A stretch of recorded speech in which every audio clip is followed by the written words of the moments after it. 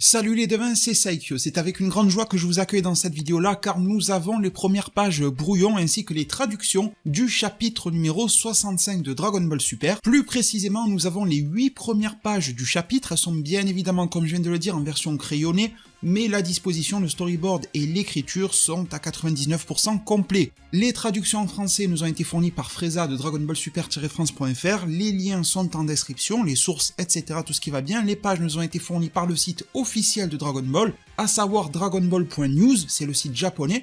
Et donc on y va sans plus attendre, je vais vous afficher chacune des images et au fil de celles-ci, je vais également vous lire les traductions et les explications qui vont avec. On nous dit que le titre du chapitre est Son Goku, le Terrien, et ce chapitre sortira de manière complète ce 20 octobre 2020 à 17h sur Manga+, et je vous partagerai les liens sur ma page Facebook, Twitter, et sur l'onglet communauté de cette même chaîne YouTube, comme chaque mois d'ailleurs. En termes d'explication et de résumé, le chapitre commence avec Krillin, qui est de retour, qui regarde la scène. Il est plutôt à l'abri, il est au loin d'ailleurs, et il se fait la réflexion que finalement, il n'y avait pas besoin réellement de Senzu, étant donné que Dende a soigné tout le monde, et que Goku est plutôt bien en forme pour le moment.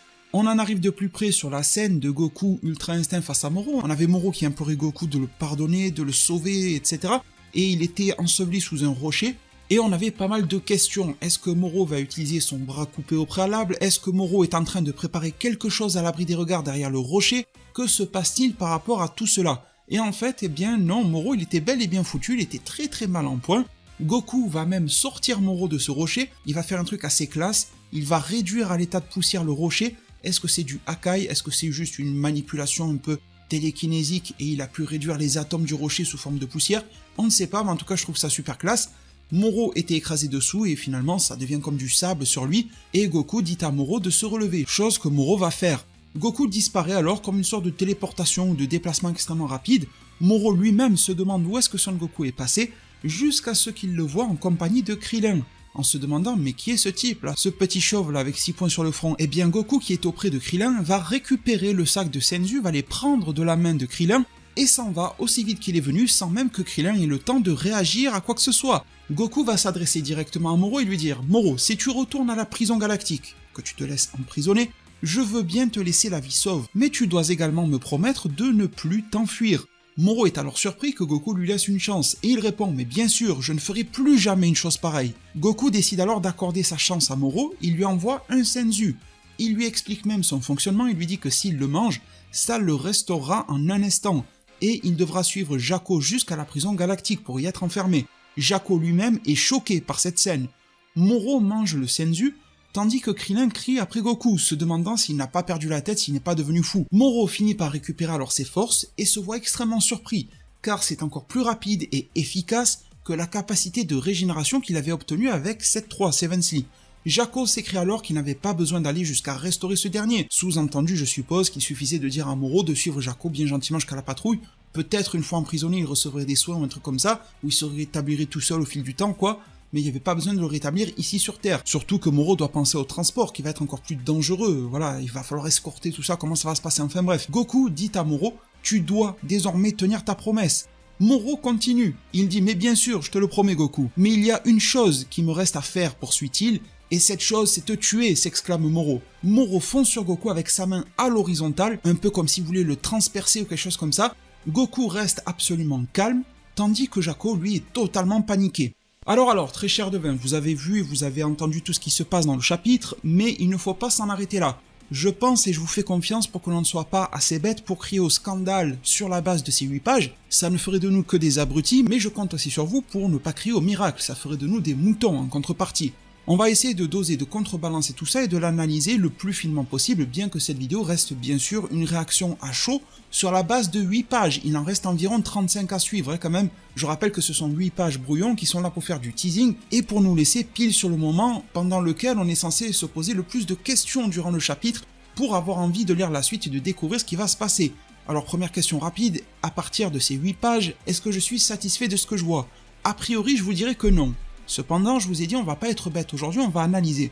Déjà, il va falloir se rafraîchir un petit peu la mémoire, en se disant que très souvent, dans son passé, Goku a épargné ses adversaires, surtout depuis qu'il est adulte. Je vais vous donner des exemples parmi tant d'autres, je pourrais vous en citer encore d'autres, mais on a vu Goku vouloir épargner Raditz, on a vu Goku qui a littéralement épargné Vegeta, On a vu Goku qui a épargné Freezer, alors que Freezer avait, en plus de laminer les Namek, en plus d'avoir failli tuer son fils, il a réellement tué Krillin. On a vu Goku donner sa chance à Cell, et on a vu tous les déboires que cela a causé. Et d'ailleurs j'en parlais dans une vidéo, à chaque fois que Goku dit qu'il va se battre en terrien, ça finit mal pour Goku, généralement, voire même jusqu'à la mort, comme face à Raditz et face à Cell. Et pour finir sur Dragon Ball Z, on aura aussi vu Goku qui a donné la mort à Boo, mais déjà il ne l'a pas donné tout seul, c'était de manière collective avec le Genki-Dama, mais en plus il a immédiatement, avant même que le personnage de Boo soit mort, demandé sa résurrection en personnage positif, en personnage qui soit bon à l'intérieur de son cœur pour pouvoir ensuite faire quelques combats avec lui et peut-être devenir ami. Il y a toujours eu ça dans l'ADN de Goku.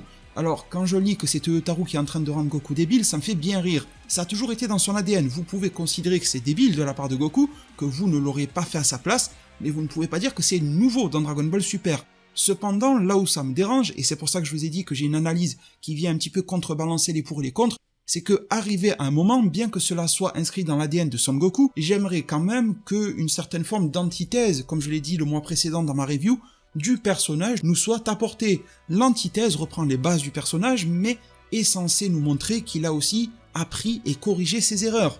Est-ce que c'est le bon moment ou pas? Eh bien on serait tous très bêtes de crier au scandale et de dire ah ça y est, Goku n'a rien appris. On a lu que 8 pages sur 45 putains de pages.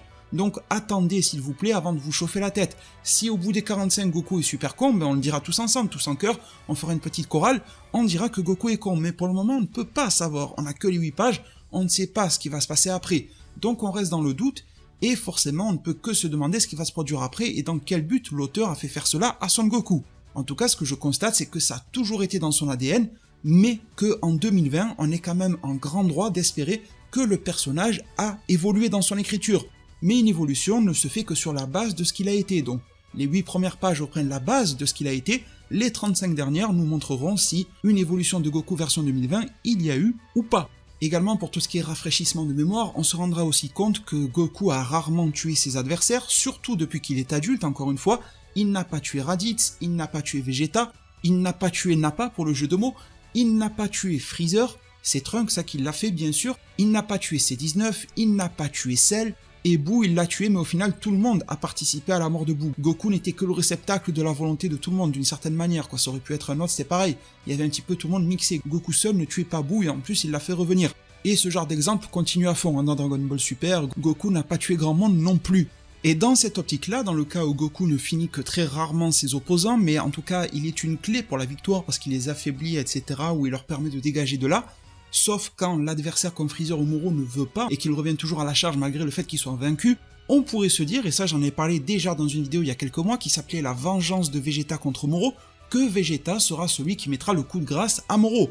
Et d'ailleurs j'avais même été très loin dans la symbolique, en vous rappelant que lorsque Moro a copié les pouvoirs de Vegeta, il a copié le Big Bang Attack, il a balancé un Big Bang et il s'est moqué du nom de l'attaque, en disant c'est faible, c'est juste une boule de ki traditionnelle, et Vegeta tu t'amuses à appeler ça Big Bang Attack, alors que le Big Bang ça fait référence au truc qui se passe dans l'espace et tout ça, vous voyez ce que je veux dire? C'est censé être un truc de fou, mais au final le Big Bang de Vegeta, selon Moro, n'est qu'une boule de ki explosive, pas plus. Du coup j'avais bien imaginé que Vegeta finirait Moro à l'aide d'un Final Flash, Final pour final, la fin, donc la mort de Moro, et bien sûr Vegeta enverrait une petite masterclass dans les dents de Moro avant de le finir, histoire de se venger psychologiquement et physiquement, et de mettre fin à la menace, tandis que Goku, lui, n'y met pas fin car c'est dans son ADN de ne jamais en finir, et également car Vegeta a eu l'échec face à Freezer dans Fukatsu no F. Il était sur le point de le finir, mais Freezer a fait péter la terre, oui c'est revenu en arrière dans le temps et tout ça. Cette fois-ci Vegeta refuserait de laisser quelque chose au hasard face à une menace comme Moro. Je pourrais même apporter une évolution, une version 2.0 à la prédiction sur Vegeta, c'est-à-dire amener encore plus de symbolique. Le chapitre actuel de 65 dont je vous montre les images aujourd'hui s'appelle Son Goku le Terrien. Et justement Goku se bat en tant que tel, comme il le démontre, mais Vegeta n'a jamais trop proclamé être un Terrien. Alors oui, il protège la Terre en tant qu'habitant, mais il a toujours proclamé le fait qu'il est un fier Saiyan, le prince des Saiyans. En tant que tel, il pourrait prendre le relais, finir Moro, et dire « moi je ne suis pas un Terrien, je suis un Saiyan ». Et les Saiyans, quand on se bat, on termine notre adversaire. Ça correspondrait tout à fait à Vegeta. Goku resterait plutôt fidèle à lui-même, même si on aurait la déception qu'il n'ait pas fini l'adversaire, mais en même temps c'est comme d'habitude, et Vegeta, eh bien lui aussi fidèle à lui-même, qui n'a pas pu déverrouiller la victoire face à l'adversaire, mais au moins l'aurait fini. Les deux seraient propres et fidèles à leurs écritures et à leur ADN commune dans Dragon Ball. Une petite chose qui me chagrine dans ces pages spoilers, etc., c'est le fait que Moro se demande qui est Krillin, d'où il sort, etc. Alors on verra bien une fois qu'on aura les traductions pour y voir plus clair, mais il me semble que Moro est tout à fait surpris par Krillin. Pourtant, il me semble bien que Moro avait scanné les alentours. Vous vous rappelez quand Whis et Beerus avaient déplacé la Z-Team avec Dende pour qu'ils puissent justement les soigner, et Moro avait ouvert sa barrière pour pouvoir capter qu'il y avait autour. Et du coup, Moro avait compris que Goku et la bande étaient pas très loin. Lorsqu'il a fait cette captation de vie, de forme de vie, de ki et tout ça, Moro n'a-t-il pas senti qu'il avait un électron libre et donc Krillin qui se baladait pas très loin? C'est un petit peu bizarre qu'il soit surpris par cette présence-là. Est-ce qu'il n'a pas capté assez loin? Du style Goku était plus proche que Krillin, du coup il s'en a arrêté dès qu'il a trouvé Goku. Voilà, je ne sais pas, ça me fait un petit peu bizarre, ça paraît légèrement incohérent, même si ce n'est pas non plus à se casser la tête contre des rochers. Mais en tout cas, voilà, c'est à noter. Également, concernant l'avenir vis-à-vis de la 8e page, je vous ferai remarquer quelque chose de très important, c'est que justement cette notion d'antithèse vis-à-vis de Goku me semble être amenée. Alors je vais pas trop crier victoire trop vite, mais regardez bien, la dernière page se suffit à elle-même, on a Moro qui reprend toute confiance, qui va attaquer, il met sa main, il me fait penser un petit peu à Tao Pai Pai là, quand il voulait tuer des adversaires à l'horizontale pour transpercer peut-être au niveau du cœur ou du ventre, je ne sais où, Son Goku, sauf que chronologiquement, quand on a le sens de lecture japonais, la case où Son Goku reste calme se situe après que Moro l'ait attaqué.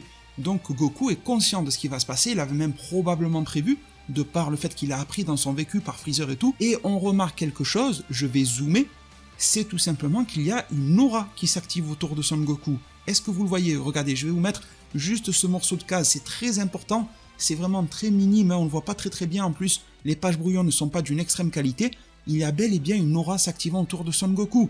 Ceci veut dire que la riposte était déjà prévue, et peut-être même que l'aura de Son Goku va purement et simplement le protéger du coup de Moro. Moro va buter sur l'aura de Goku, peut-être qu'il va se briser le bras, enfin, il va se passer quelque chose qui va stopper net le coup de Moro. Dès la 9e page par exemple, ça me semble. Dernière et ultime réaction par rapport à ces 8 pages, c'est que lorsque Moro prend les Senzu, j'ai l'impression, mais encore une fois c'est des pages, c'est des dessins brouillons, donc c'est difficile de visualiser, on verra avec le dessin fini. Une fois le Senzu dévoré et assimilé, on a quelques plans qui nous montrent la paume des mains de Moro, et j'ai la forte impression que les sphères, les espèces de diamants, les machins, là, les joyaux de 7-3 pour copier les techniques sont toujours brisés, et donc scellés par Merus malgré la prise du Senzu. On verra une fois que l'on aura le dessin bien tracé, tout ça bien défini, bien finalisé, mais là, sur la version brouillon, ça me semble un petit peu fouillé, et en même temps je vois des traits dans tous les sens. Je vais vous le zoomer encore une fois pour que vous essayiez de me donner votre avis. J'ai l'impression que ça reste foutu pour les capacités de copie de Sevensley. Après vous me direz si au contraire vous avez l'impression que ces joyaux sont revenus. Là ça serait vraiment peut-être une belle erreur de la part de Son Goku de faire ça. Mais en tout cas il reste peut-être quelques cartes à jouer pour Moro, comme la prise d'un otage. Prendre Krillin en otage, il est faible et tout ça donc ça peut vite le faire. Et Goku ne pourrait pas agir malgré toute sa puissance et sa vitesse. Sauf s'il est si rapide que ça au point d'enlever Krillin des mains de Moro sans que Moro ne puisse réagir, mais quand même j'ai un petit doute. Mais en tout cas, le sort de Moro me semble, tout comme ses pouvoirs, être désormais scellé. Je pense qu'il va y passer dans pas très longtemps, et je pense que si l'on a ces phases où Son Goku essaye de temporiser, etc., c'est parce que l'auteur, en fait, essaye de temporiser.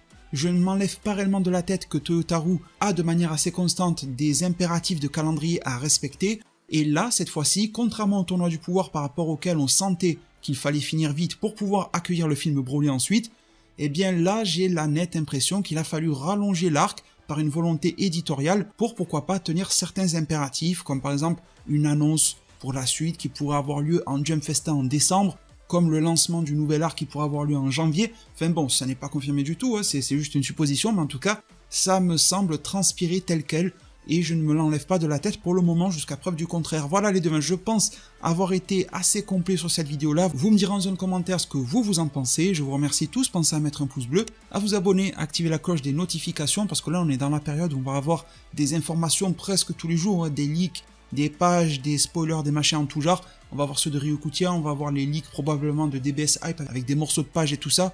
Il va y avoir aussi du Boruto qui ne va pas tarder. Bref voilà, on se retrouve très vite, vous l'avez compris. Merci infiniment pour tout, prenez tous extrêmement bien soin de votre futur. Et à plus pour de prochains arts divinatoires.